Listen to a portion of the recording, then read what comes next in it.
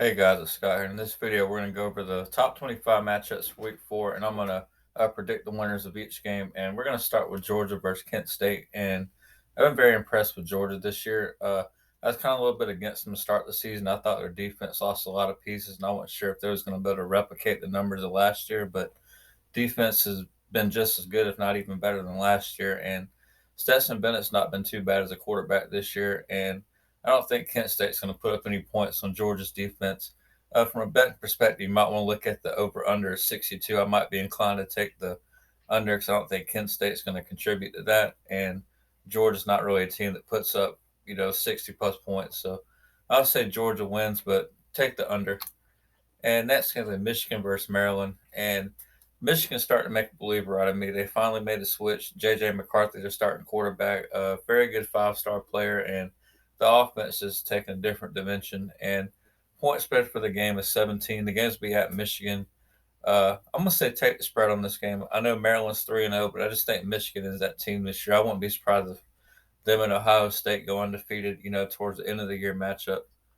And next game we'll have Clemson versus Wake Forest, and Clemson not really impressed me this year. I think it's time they make the switch from Ukulele, however you say his name, to Klubnik. I think Clemson's offense will look a little bit better with Klubnik as they just really struggled. I'm not sure. I think Clemson can win this game, but I'm not. It's not like the best bet of the week by any means. They could, with that offense being as inconsistent they are, I wouldn't be surprised if Wake Forest with Sam Hartman could, potentially spring up off an upset. But if you had to put me on the spot and pick one, I would say Clemson. But be wary, I wouldn't even put them in any parlays with that 7 point spread.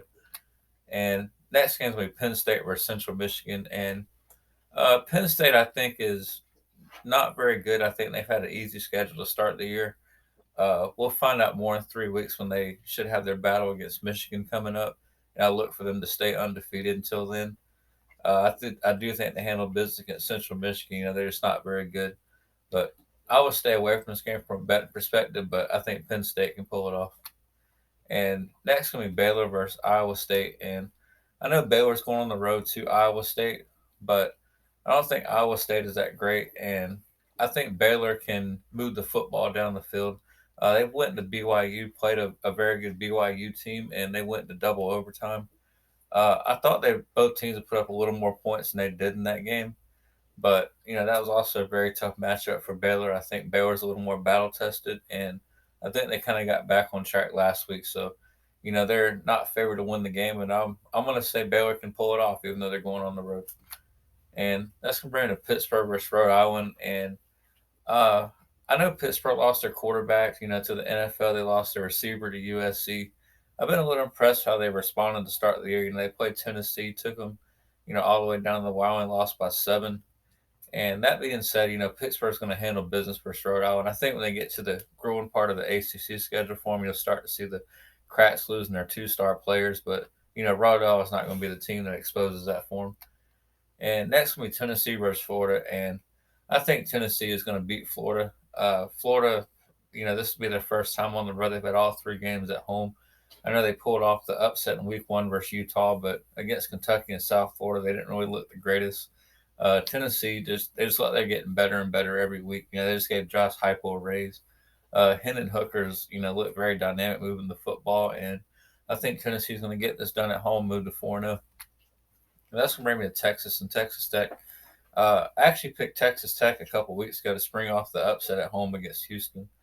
I don't think they're going to do it again against Texas. I think Texas is capable of winning this football game. They took a very good Alabama team and took them all the way down to the wire. I would think with a little bit of better officiating, Texas probably should have won that game. And it didn't help that Alabama's kicker, helped them out just a little bit. But I think Texas can get this done. Robinson's a very good running back, probably be a first round draft pick. So I'm taking Texas, and I'll even take them to cover the spread. Next, be Miami versus Middle Tennessee. Miami was not very impressive last week against Texas A&M. Their receivers did not help Van Dyke at all. Van Dyke's a very good quarterback, but his receivers need to step up. He's got a very young receiving core around him, and Texas A&M has a very good defense. Especially in the secondary. But Miami, they're going to have to step up and find a receiving. They're about to start getting into conference play soon. they're going to win this game. Middle Tennessee's not the toughest team in the world. I think I'd be inclined to take the spread. I think Miami's going to come out with a little chip on their shoulder. I think Cristobal's going to have this team ready to go, and I look for Miami to, win in a very impressive fashion. But I would like to see the receivers start to step up for them. And that's bringing to Oregon versus Washington State. And I don't know what happened to Oregon in week one. They just got humbled by Georgia really good. Dan Lanning was Georgia's defensive coordinator last year. And also before that was their linebackers coach. Came over, to Oregon. Oregon just did not play very good in week one, but they redeemed themselves last week at home against BYU. And I think they can go on the road to Washington State. And even though Washington State's 3-0, I think Oregon can get this done and move to 3-1. You might quietly see them start to sneak back into the potential college football playoff picture. I'm not saying Oregon is going to make the college football playoff, but I think Oregon can be a team that people kind of write off early, and then you look back, in week 8 or 9, and like, how is Oregon, all the way back up to number 7 or 8 because they'll start to quietly went out under the radar. So I'm going to take Oregon, and I'm going to take them to cover the spread. Next is going to be Ole Miss versus Tulsa. And Ole Miss really hasn't, played much to start the year. I've been really impressed with how they've handled business against, the competition they've been dealt with. I like Lane Kiffin as a coach. I think he's got a little bit of the Nick Saban in him, and they won. I think it was 10 games last year, and I think they got a chance to win at least 8 or 9. I think in the SEC kind of being a little rebuilding year for them.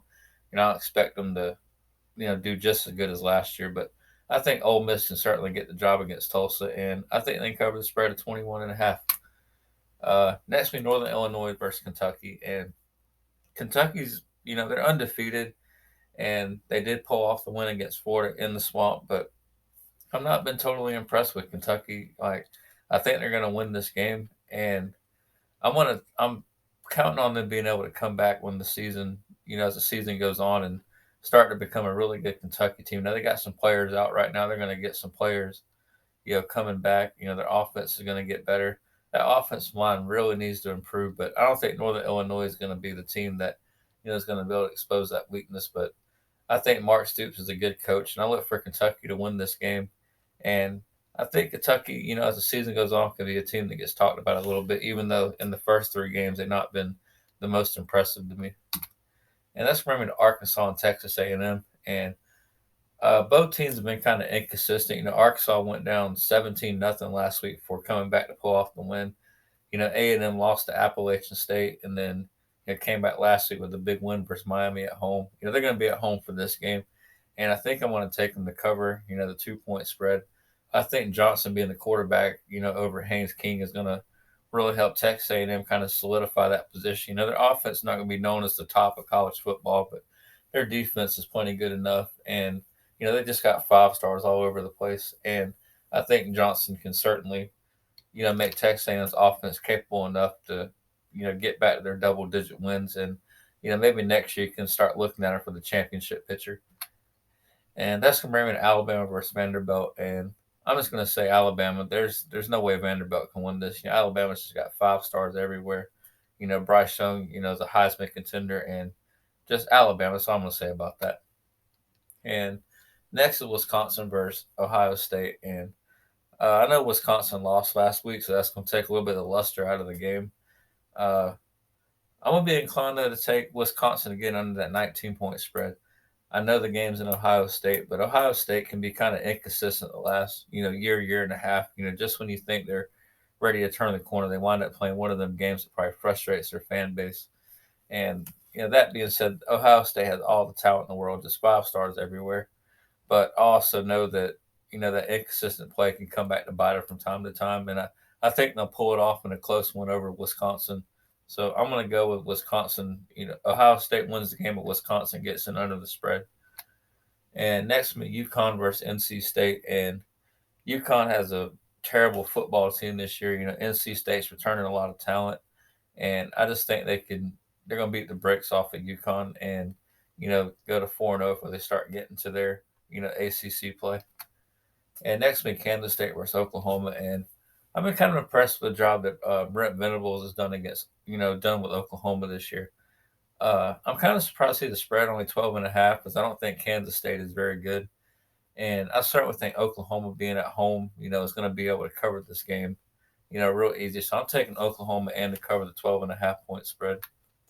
And next will be USC versus Oregon State. And I'm not real sure how when this game first came out, I watched a little bit of Oregon State, their last couple games, and their offense seemed like it has no problem moving the football, but USC doesn't have a problem moving the football either. And I think that USC's defense is a little iffy to start the season. Their offense can certainly put up enough points to cover up the defense's inefficiencies, but I think USC. I'm going to pick them to win, but I'm gonna say beware of Oregon State at home. I think Oregon State, there's potential there to spring off the upset.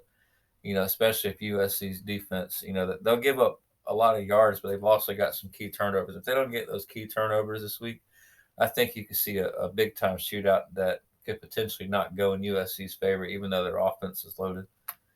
And that's me BYU versus Wyoming, and I think BYU is going to redeem themselves after getting humiliated at Oregon last week. Uh, BYU's been without their top two receivers for most of the year. I think Wyoming's just not very good, and or at least not on BYU's level. I mean, they're 3-1, but BYU, I think they're going to come back and make a statement. They're at home; they're going to pull this one off. And next, me Utah versus Arizona State. And I'm not a fan of Arizona State. I think Cam Rising, other than that pick, in the Florida game, to end it that cost them the game. I think it's been very good. And even though they're going on the road, I think Utah can win this game and cover the, 15.5 point spread. And that's going to bring me to Stanford versus Washington. And I'm going to go with another upset pick here. I'm going to take Stanford over Washington, even though the game is in Washington. If you go back and look at that Stanford USC game, Stanford was moving the football. Like, it was not lack of being able to put points on the scoreboard. They just had some turnovers in the red zone at some bad times. They had I want to say the fumble early on in the game. Then, as they were starting to come back, they threw a interception. And, if Stanford can move the football against Washington, I think they'll have a little bit better luck in the turnover department. And, being a 13.5, point spread, I think Stanford can have potential to pull off this victory, even though they're going on the road. And that's gonna be my picks for this week, guys. Thanks for watching. If y'all like it, I'll try to do this again next week. I'll probably add more to some of the slides and try to go in a little more detail on each team. Try to make it into a little show. We're still this is all kind of new doing this, so we're gonna kind of see how it goes, see what y'all like, don't like. But thanks